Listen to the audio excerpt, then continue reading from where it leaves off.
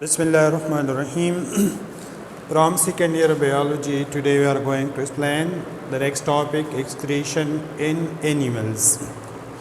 Student was excretion satoi مدام غدا سي د اردو کې معنی دا سوري کې چې د توي عمل اخراج یعنی هغه عمل چې پای کې ارګانیزم د خپل باډي نه ویست سيزونه هغه بهر ته خارجي دا هم پته رسټورانټ چې فود از د بیسیک ریکوایرمنٹ of all organism په مخ د ځمکه چې څومره ارګانیزم دي دا یو بیسیک ریکوایرمنٹ هغه سری فود چې هغه خوراکونه کوي نو دا خوراک چې باډي ته راشي نو هغه څه شي هغه ډایجست شي هغه حل شي هغه سمپلس فارم ته راشي بیا موږ سره کې سټوډنټ هغه انرژي راکوي یعنی په دغه انرژي باندې بیا ارګانیزم هغه خپل مختلف میټابولیک اکټیویټیز کارونه هغه کوي خو په دغه فود ډایجیشن کې څنګه چې ګستاو خیر په غاڼه کې موږ غني هغه پیړ دغه ته دنه کوو نو هغه جوس ته یو سایډ ته ځي هغه پوګ موږ ته بل سایډ ته ځي نو دغه شانته دا سیم پروسس دا به هیومن باډي کې هم کیږي چې کله موږ خوراکونه کوو نو چې کوم چې د مطلب سيزونه دي هغه ایکسټریکټ شي هغه ته نچوړ شي هغه په بلډ سټریم کې انټر شي او هغه بیا پاس کیږي د لیور نه په لیور کې هغه پروسس کیږي او بیا هر یو سیل ته هغه خوراک ملاويږي in the form of glucose, in the form of amino acid, in the form of glycerol, in the form of fatty acid and ions. کم چې غپالتو سيزونه دي کم چې غاڼه غپوب موږ دي مې د پاره بیا ارګانیزم یا هیومن هغه ټایلټ یوز کوي څوک پټو ته زی او ویست پروډکټ هغه د باډي نه خارجي په پرس کدا ویست پروډکټ په باډي کې جمع کیږي بیا ډیسټربنس پیدا کوي ګډوډي په خېټه دړي نظر نه لګي او دا مطلب دا چې انسان ډیر زیات بېچینی ودا ایکسکریشن په هیومن کوم کیږي په نورو زناورو کوم کې ګډ بيزو غواګانو کوم کیږي او په دې نه چې په کم ځای کې ول یک 2 ورځې دلته کوي ودا ایکسکریشن په پلانټس کې هم کیږي خو په پلانټ کې زیاتره ایکسکریټری مټیریل هغه دغه په سلوال کې جمع کیږي in the form of cellulose in the form of suberin in the form of different compound چې هغه کمپاوند هغه په سلوال کې جمع شي نو هغه به د پلان لا یو سپورټ ورکوي او سهاره به ورکوي اوس موږ دا څه ډیسکس کوو چې د ایکسکریشن په مختلف انیملز کې کیږي نو دا ټول انیمل یو شانتي نه دي مې بي یونیسیلولر اور ملټي سیلولر هغه انیمل چې هغه د یو سیل نه جوړي نه ته وسوي یونیسیلولر او کم چې ډیر زیات سیل نه جوړي نه ته وسوي ملټي سیلولر نمونږه ډیفینیشن دا سړي کې چې removal of metabolic toxic and waste product from the organism body is called excretion هغه عمل چې بای کې د ارګانیزم د باډي نه ټاکسیک زهريلا او پالتو سيزونه هغه د میټابولیزم د ریاکشن نه بعد هغه ریموف کیږي نو دا ته موږ سو ایکسکریشن کوم انسان الټه کې دا ایکسکریشن نه دی هغه دا شرط چې کله میټابولیزم شي هغه حل شي هغه ډایجست شي دا نه بعد کوم عمل کیږي نه ته ایکسکریشن excretion the basic need of all organism except virus چې څونم ارګانیزم دی هغه excretion کوي خو وایرس نه کوي ځکه هغه obligate parasite دی unicellular organism most excrete waste product by their body surface کم چې unicellular organism دی هغه د diffusion په مدد سره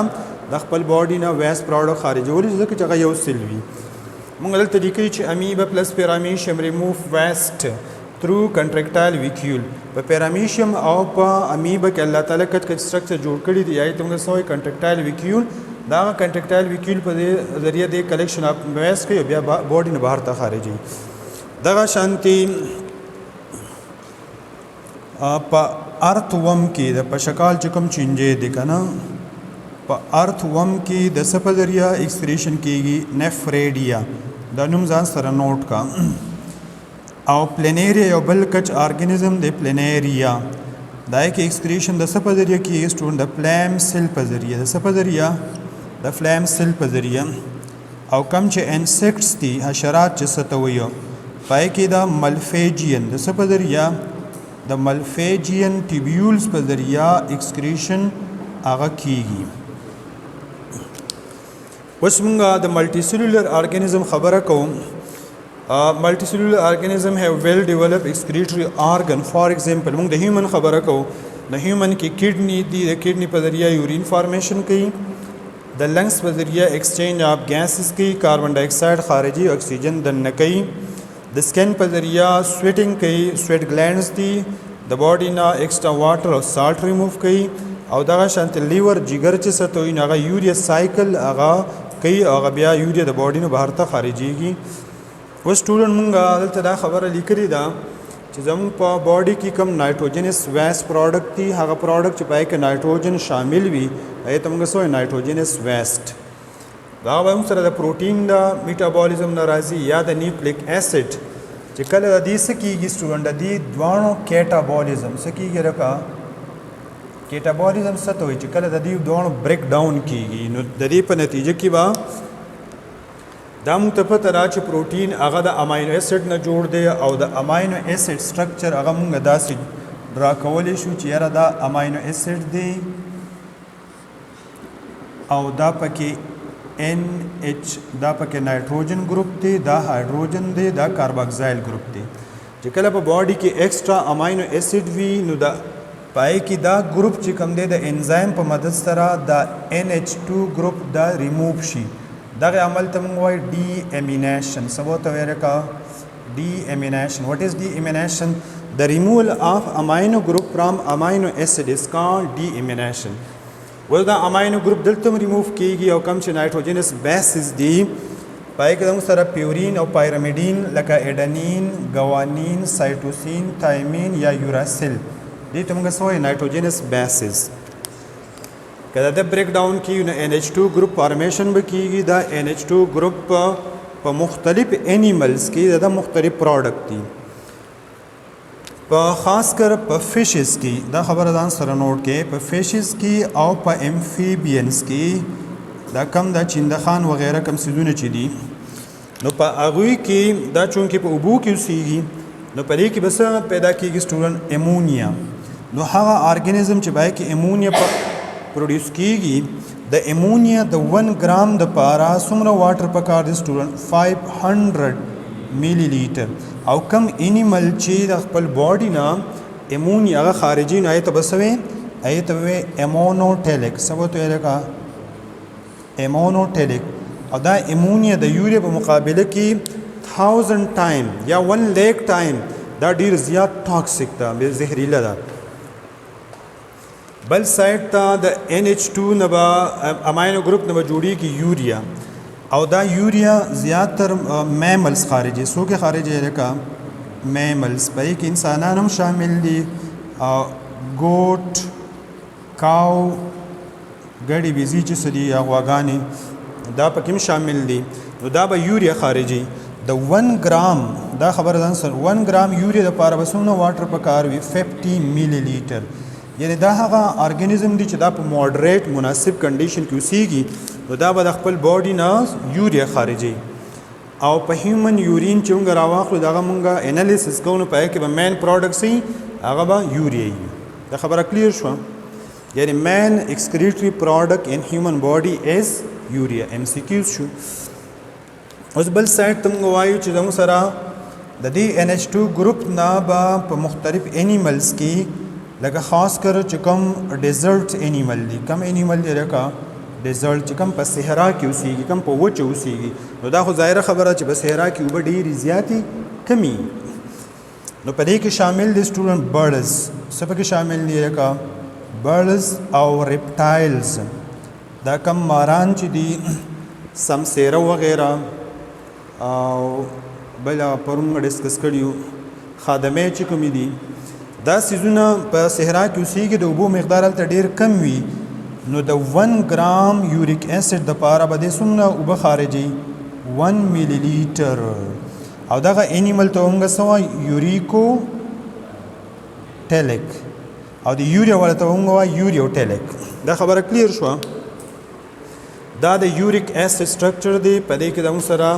دا دوه رنګز دي، دا پکې مین رنګ دی، دا ایډیشنل رنګ دی. دا سټرکچر یاد کړئ. اوس ټول موږ ستاسو د انفارمیشن دپاره داسې هم لیکلي چې نایټروجنس ایکسکریټري پروډکټ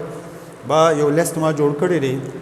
ایکسس نایټروجن یا لوور کوانټیټي یا میټابولیزم اف پیورین یا پایرمیډین یعنی په زیات مقدار کې نایټروجن هغه په کم مقدار کې خارجيږي امونیا، یوریا او یوریک اسید. په لږ مقدار کې دا خارجيږي ان د فارم اف کریټینین. په کم فارم کې creatinine. نو ته بس وایي چې creatinine څه ته وایي. Our muscles has a energy rich compound which is called phosphocreatine. زموږ په مسلز کې د یو انرژي رچ کمپاوند دی یا ته موږ سوی فاسفوکریټین. چې کله زموږ په باډي کې انرژي ډیره زیاته کمیږي نو دی فاسفوکریټین دا بریک ډاون شي، دا موږ له فاسفیټ ګروپ راکوي او سره کوي سټوډنټ کریټینین راکوي، سره کوي کریټینین. نو دا فاسفیټ ګروپ د سره خو انرژي دا د سره میلاو شي د ADP سره میلاو شي او دا موږ له سره کوي سټوډنټ دا موږ له ATP راکوي شاواس. او دا کوم څه چې جوړ شو دا کریټینین دا ویسټ دا په یورین کې خارجيږي. میټابولیزم اف پیورین او پایرمیډین. پیورین او پایرمیډین څه ته وایي؟ دا زموږ سره نایټروجنس بیسز دي، پای کې اډنین او ګوانین هغه ډبل رنګ دي. نو ته موږ څه وایي سټوډنټ؟ پیورین او پایرمیډین دا زموږ سره سنگل رنګ دي، پای کې تایمین، سایټوسین او یوراسیل شامل دي. د دې نه مختلف پروډکټ جوړیږي. یو پکې د هایپوزنتاین، زنتاین، یوریک ایسڈ، ایلنټاین، یوریا او یوریک ایسڈ. او دا سلونه چې کله جوړ شي په باډي کې نو بیا بوله په مخه دی ښه او کنه بیا به خارجي کپره دا سلونه در پکې جمع شو نو بیا په باډي کې به ډیسټربنس پیدا کوي، رنگ به دي زیړی، خېټه به دي خرابوي او کېدای شي باډي به دي هم پړسیږي. لکه اوس یو انسان د ګردو بیمار دی نو په باډي کې یوریا جمع کیږي کنه، یوریک ایسډ اسپیشلی سبا کې جمع کیږي. یوریک ایسډ دا پالتو سلونه جمع کیږي نو چې کله هغه په سیل کې جمع کیږي نو بیا به سیل سکي واټر ابزورپشن وکړي نو باډي به کیږي پړسیږي به ایته بیا موږ سو ایډیما. سو ته وایو ایډیما. It is sufficient for today.